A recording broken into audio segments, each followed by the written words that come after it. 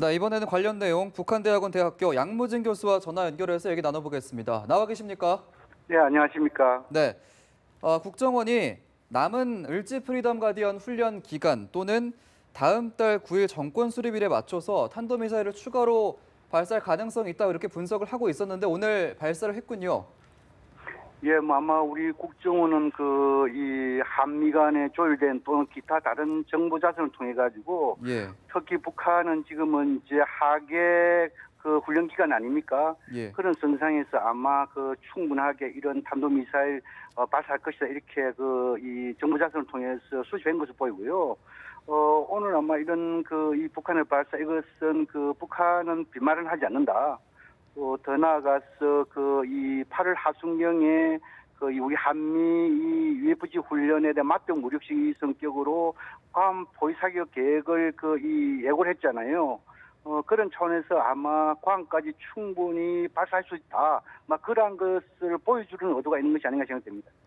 네, 사실 최근 상황을 되짚어본다면 미국과 북한의 말싸움이 고조되다가 다시 완화되는 상황이었는데요. 이번 북한의 사흘 만에 또 반복된 도발로 인해서 앞으로 북미 관계 어떻게 보시나요?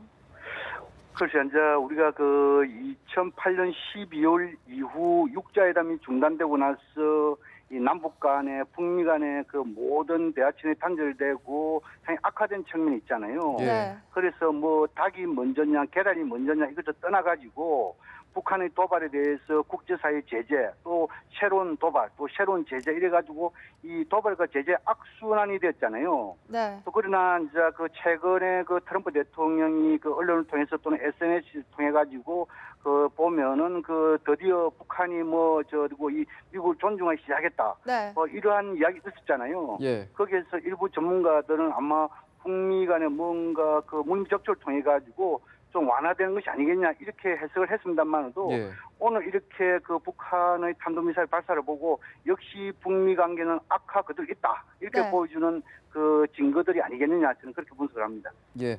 북한이 그렇다면 미국의 이런 기대를 좀 저버린 것으로 해석을 해야겠군요. 그래서 이제 누가 먼저 서로 저번에 떠나가지고 이 북미 관계가 불신의 골이 깊고 또 예. 지금 이제 모든 것이 단절된 상황에서는 항상 이런 이 북한의 도발 가능성이 항상 있다고 봐야 되겠죠. 예. 네. 어쨌든 지금의 상황에서 혹시나 또 이 한미 지금은 이제 훈련 기간에 괌의 앤더슨 기지에서 미국의 전략 자산을 동원해 가지고 한반도 상공에 훈련 전개할 경우에 또 북한은 실질적으로 괌에 대한 포위 사격을 실행할 가능성이 있고 더 나아가서 화성 14형 이러한 대륙간 탄도미사일 발사 가능성 언제든지 있기 때문에 이런 예. 부분에 대해서 우리가 면밀한 대비가 필요하다 그런 생각이 듭니다. 예. 네. 자, 이제 다른 측면에서 봤을 때 문재인 대통령이 다음 달 초에 러시아를 방문해서 푸틴 대통령과 정상회담을 갖는데요. 러시아가 북한의 우호적인 입장을 그동안 유지해 왔는데 이번에 도발로 푸틴 대통령의 입장에도 변화가 있을지 좀 궁금합니다. 그렇죠. 지금 북한의 탄도성 미사일에 대해서는 러시아, 중국뿐만 아니고 국제사회 모두가 북한의 도발 행위로 규정하고 있지 않습니까? 예.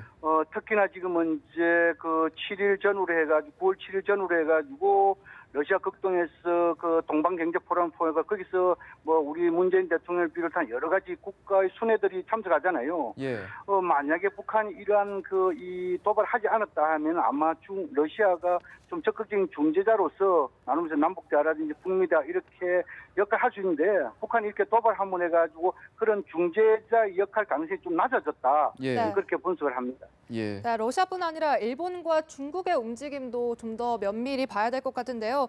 특히나 이번 미사일의 경우에는 일본의 동북 지역 상공을 통과하면서 일본도 현재 국가안전보장회의를 소집한 상태입니다. 앞으로 일본의 대응 어떻게 보십니까?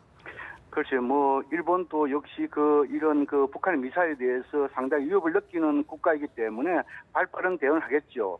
중요한 것은 안보라는 것은 예방 안보가 중요하지 않습니까? 네. 지금 이제 북한이 이런 그 미사일 이런 도발 예고를 했고 여기 대해서 미국과 한국, 일본뿐만 아니라 국제사회에서 요격 이렇게 운운하지 않았습니까? 예. 그런데 지금 문제는 일본 물론 누구 상공으로 100km 넘었겠습니다만도 네. 요격 이런 거 전혀 없었잖아요. 예. 그렇죠. 어쨌든 간에 지도자들이 그 국민들의 생명 재산을 보안 측면에서 강조를 할 수 있지만도 중요한 것은 예방 안보가 중요하다. 그런 차원에서 예방 안보를 하려면 대화가 하지 않은 상태에서 어렵습니다. 예. 그래서 이런 부분에 대해서 우리가 상당히 그 시사점이 아닌가 이런 생각이 듭니다. 예.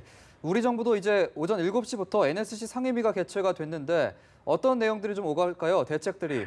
그래서 이제 이 문재인 대통령이 그 한반도 문제 평화적 해결 또 한국 주도 역할을 강조해왔잖아요. 예. 네. 그러나 또 북한의 이런 미사일 같은 도발에 대해서는 강력한 대응 응징을 또 국민들에게 약속을 해왔잖아요. 예. 그런 차원에서 아마 그 우리 국방력에 대해서 대비대책을 강화시키고 또 특히 한미 또는 한일 간의 공조체계를 좀 더 항할 그 점검하는 그런 계기가 되겠지요. 어쨌든 간 지금 현재는 또 한미 간의 UFC 훈련 기간이 아니겠습니까? 예. 네. 그런 차원에서 한편으로는 그 국민들에 있어가지고 이런 안보에 대한 경각심을 높일 수도 있겠지만 또 우리는 수출 주도형 국가이기 때문에 상당히 어려움이 있을 수 있습니다. 예. 그래서 이러한 부분에 대해서는 철저하게 대변을 하되 너무 이런 또 불안 심리를 키우면 우리는 손실이 되기 때문에 아마 이것은 정부 차원에서 매너가 있기 때문에 잘 대처할 것으로 전망합니다. 예. 네, 사실 유엔 안보리가 가장 강력한 제재라 불리는 2371호를 통과시킨 지 얼마 되지 않아서 이렇게 북한이 계속해서 도발을 감행하고 있는데 앞으로 유엔 안보리가 추가 제재에도 나설 가능성 있다고 보십니까? 그렇죠. 이제 이 북한의 이런 중거리 탄도미사일 발사에 있어가지고 이것이 과연 유엔 안보리의 새로운 대북 제재 결의할 것인가? 네. 이런 부분에 대해서는 아마 안보리에서 좀 더 논의가 필요할 것으로 생각합니다. 어떻든 간에 그냥 없었던 일로 할 수는 없기 때문에 적어도 새로운 대북 제재 결의안이 나타나려면 중국과 러시아의 적극적인 지조 협조가 필요하기 때문에 과연 중국과 러시아가 얼마나 협조할 것인가 이게 관건이거든요. 예. 네. 또 그리고 다른 한편으로는 아마 이렇게 새로운 대북 제재 결의안이 논의하더라도 결과가 만약에 좀 더 잘 나오지 않을 경우에는 의장 성명이라든지 또는 언론 성명을 통해서 북한에 대한 규탄 이 정도는 충분히 나올 가능성이 있지 않을까 조심스럽게 전망합니다. 예. 북한과 미국의 관계 그리고 일본 정부 또 중국의 입장까지 고려를 해봤을 때 일각에서는 도발이 계속되자 이제 코리아 패싱 현실화 우려에 대해서 얘기를 하고 있는데 이 부분은 어떻게 보십니까? 글쎄 지금 현재 한미 간의 조율이 잘 되고 있고 특히 또 한중 간에도 특히 안보 부분에 대해서는 여러 가지 사전에 논의된 대목이 많기 때문에 예. 저는 그 이 코리아 패싱 이것은 좀 더 좀 현상과 맞지 않다 저는 걸 보거든요. 예. 네. 특히나 그 문재인 정부가 그 이 한반도 문제에 대해서 주도 역할에 대해서 트럼프 대통령의 적극적인 지적 협조를 이끌어냈기 때문에 오히려 코리아 패싱이 아니고 북한 도발에 대해서 오히려 지금까지 한미 간의 공조는 더욱더 단단해질 것이고 예. 이번 도발을 통해 가지고 한중 간의 협력 이것도 좀 더 폭넓게 가지 않을까 저는 그렇게 전망합니다. 네, 예. 한중 간의 협력을 강조를 하셨는데 이렇게 북한의 도발이 계속되고 있는 만큼 우리도 이제 주변국들과 더 긴밀한 공조에 나서야 할 것 같습니다. 그렇다면 어떤 협력 방안이 있을 것이라 보십니까? 그렇습니다. 이제 우리가 보통 뭐냐면 한반도 문제는 남북한의 문제이면서 국제적 성격을 지니기 때문에 그 기본이 남북 관계가 돼 있어야 되고 그다음에 국제사회의 지적 협조가 있어야만이 한반도의 그 평화랄까요? 지속 가능한 평화 있을 수 있습니다. 네. 그런 차원에서 우리는 뭡니까? 그 한미 동맹도 중요하지만도 한중 협력, 한미 협력 이런 균형적인 외교가 필요하고요. 특히 북한의 도발에 대해서 지금까지 지난 9년 동안에 그 북한이 도발함으로 해가지고 북한 핵능력도 또 고도화됐고 한반도의 긴장도 또 고조됐습니다. 그런 예. 차원에서 우리가 압박, 제재, 도발 이런 악순환을 끊기 위해서는 네. 좀 더 단호하게 과거의 정책에 대해서 한번 리뷰가 필요하다. 반성이 필요하다는 생각이 듭니다. 예. 그래서 북한이 도발했기 때문에 그 도발에 대해서는 국제사회와 협조해가지고 강력히 제재 압박을 하고 또 다른 한편으로는 네. 이 물밑 접촉을 통해가지고 남북 대화, 북미 대화 이걸 통해가지고 뭔가 북한 설득하는 그런 작업도 필요한 시점이 아닌가 생각합니다. 예. 북한의 핵 고도화에 대해서 말씀을 잠깐 해주셨는데 그렇다면 이렇게 긴장이 고조된 상황에서 추가적인 핵실험 가능성은 얼마나 보십니까? 그렇죠. 이제 이 김정은 시대에 들어와가지고 거의 그 핵능력 고도화라는 것은 핵 보유고 가겠다. 뭐 그런 하는 목표를 가지고 움직이는 것이 아니라 생각되고요. 네. 그러나 이 적어도 이 북한의 6차 핵실험, 이 핵실험이라는 것은 결국은 그 미국에 대한 최후의 압박 수단이 아니겠어요? 그런 차원에서 뭐 당분간 핵실험보다도 오히려 미사일 실험으로 미국을 압박하지 않을까 그런 차원이고, 그러나 그 최후의 지금은 이제 북한이 한 차례도 핵실험한다면은 폭발력 규모를 더욱더 키우는 그런 핵실험 하나 남았기 때문에 아마 북미 관계 악화되고, 더 나아가서 이런 북한의 미사일 도발에 대해서 오히려 이 제재 압박이 더 강화된다면 아마 북한이 최후의 그 대미 압박용으로서 핵실험 가능성도 배제할 수 없다. 저는 그렇게 생각합니다. 예. 네, 그렇게 북한이 이렇게 도발을 계속한다면 앞으로 사드 추가 배치가 더 가속화될 가능성도 있다고 보십니까? 그렇죠. 이제 뭐 사드라는 것은 이미 그 지난 북한의 그 ICBM 발사에 있어가지고 문재인 대통령이 NSC를 통해가지고 임시 배치, 뭐 조기 배치 이렇게 거의 결정 지시를 한 거 아니겠습니까? 네. 예. 지금 이제 환경 영향 평가를 하고 있기 때문에 아마 이런 그 이 사드 이 배치 이것은 북한 도발에 대해서 뭔가 좀 더 시기를 앞당기는 측면도 있겠지만, 또 이것은 또 뭐냐면 한미 간의 문제뿐만 한중 간의 문제이기 때문에 특히나 조기 배치, 임시 배치를 한다 하더라도 절차적인 정당성, 다시 말해서 환경 영향 평가 이런 부분에서 소홀히 하지는 않을 것이다. 저는 그렇게 생각하고, 예. 네. 또 다른 차원에서 지금은 이제 우리가 그 자주 국방력을 강하기 위해 가지고 오히려 사드도 사드 이거니와 오히려 그 핵 추진 잠수함이라든지 예. 또 미사일 그 이 한미 간의 미사일 지침 개정이라든지 이런 자주 국방력 강화에 좀 더 그 노력을 배하지 않을까 저는 그렇게 전망합니다. 예. 그 얘기의 좀 연장선상인데 정치권에서 이제 전술핵 배치에 대한 논의가 상당히 뜨거웠지 않습니까? 이제 전술핵 배치에 대한 논의가 좀 더 가열이 될까요? 그렇죠. 뭐 논의는 되겠습니다만도 전술핵 배치는 그 지금은 이제 시대에 맞지 않습니다. 예를 들어 가지고 그 이 한국이 전술핵 배치한다고 해가지고 북한의 핵을 그 폐기할 수 있는 뭐 이런 하나의 그 이 계기쯤 된다면 해야 되겠죠.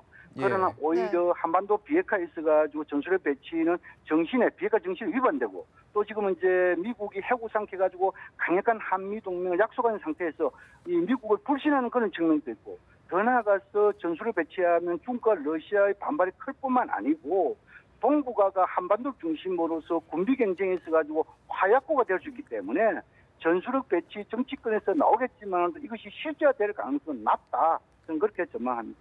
예. 얼마 전에 이제 미군 수뇌부에서 북한 도발 억제 모든 자산을 한반도에 제공하겠다 이렇게 밝혔거든요. 뭐 그게 이제 여러 가지 있겠죠. 지금은 이제 뭐 미국의 전략 자산이라는 것은 그 괌의 앤더슨 기지에서 스텔식이라든지 전폭기라든지 뭐 이런 부분 아니겠어요? 이런 예. 부분이 이제 뭐 이 순회한다든지 아니면은 뭐 여러 가지 방법을 동원해가 하겠죠. 그러나 이 미국도 여러 가지 한반도 안보도 중요하지만 국제사회의 경찰 역할 이런 것도 있지 않겠습니까? 예. 네. 그래서 아마 그러나 지금은 이제 북한의 핵과 미사일 위험이 엄중한 상황이고 임박한 위협이기 때문에 뭔가 한미 간에 특히 한국은 한국대로 자주 국방을 강하고 또 한미 동맹 차원에서 뭔가 이 억제력 강한 측면이 있고, 더 나아가서 한순간에도 뭔가 협조 체계를 좀 더 새롭게 폭넓게 가지 않을까 조심스럽게 전망합니다. 예, 그렇군요. 자, 이제 일본 상공을 이번 미사일이 일본 상공을 통과하게 된 건데, 그렇다면 독자 제재에 대한 궁금증도 좀 생기는데, 일본의 입장에서는 피난 지시까지 내린 상황인데 좀 독자 제재 가능성은 어떻게 보십니까? 글쎄, 뭐 항상 그 북한의 이런 그 중거리 탄도 미사일 이상 핵실험 이럴 경우에는 미국과 일본이 제일 이 앞에 나서서 독자 제재를 해왔죠. 예. 근데 지금은 이제 북일 관계가 거의 단절됐고 북미 관계는 뭐 거의 협력 교류한 게 없잖아요. 예. 네. 지금 해봐야 뭐 더 이상 제재할 것이 없습니다. 그렇죠. 제재한다면 굳이 한다면은 제재 대상 개인에 대해서 사람 숫자를 늘리고 북한의 기간을 늘리는 그 외에는 없습니다. 그런 차원에서 이제는 그 제재 압박 이런 시대는 지내고 압박과 제재는 징벌적 차원에서 해야 되겠지만도 대화와 교류가 동시에 가야만이 압박과 제재 효과가 있다. 이것을 좀 더 한미일 정부 당국이 좀 더 인식할 필요가 있다. 저는 그렇습니다. 예. 네, 알겠습니다. 이것은 북한의 미사일 관련 내용 북한대학원 대학교 양무진 교수와 함께 전화 연결해서 자세한 이야기 나눠봤습니다. 교수님 감사합니다. 고맙습니다. 네, 감사합니다.